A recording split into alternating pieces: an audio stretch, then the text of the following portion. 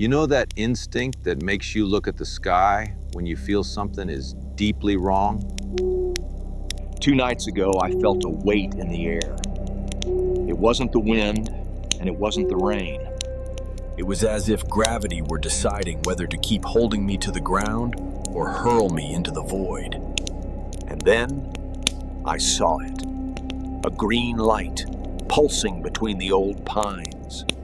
I got close enough to touch it, and it had no heat. It was a cold light.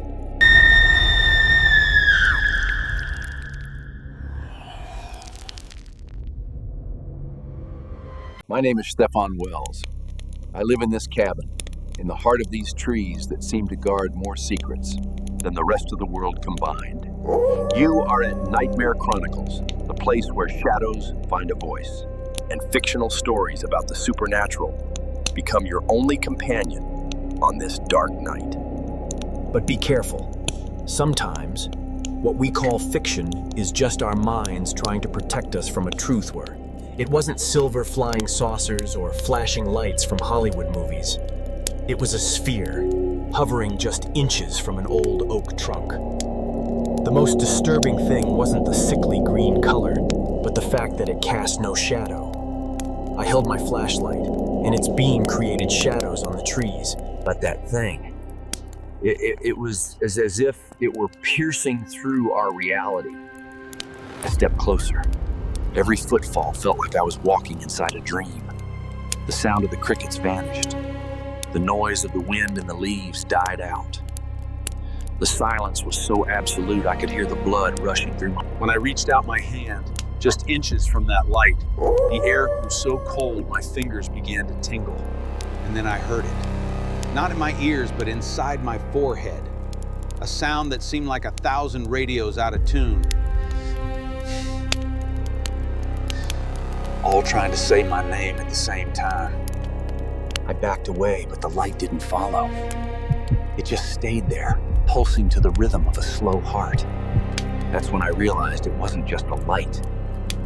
Inside that green glow, something was moving. Small geometric shapes, shifting places. As if they were calculating every molecule of air around me. I felt that I wasn't standing before a vehicle or a traveler. I was standing before a measurement tool. In that moment, the sense of curiosity was replaced by a primal terror. I realized they didn't come here to talk to us. They don't care about our cities or who we are. To them, we are like the insects I study in this forest. Interesting only for their biology, nothing more. The light began to grow, but the glow didn't illuminate the surrounding trees. It just ate the darkness, becoming a green hole in the middle of the night. What was that? The sound of silence being inverted. It was as if the vacuum had been sucked back into the sky. No. Suddenly, a snap. In the blink of an eye, the light was gone. But it didn't fly up. It simply ceased to exist here. A second later, the sound of the forest returned with deafening violence. The wolves began to howl in panic, and the birds flew from the trees. As if death itself had just passed through. I went back to my cabin and locked the door. But the next morning, I found the proof. The oak tree where the light had been hovering. It was dead.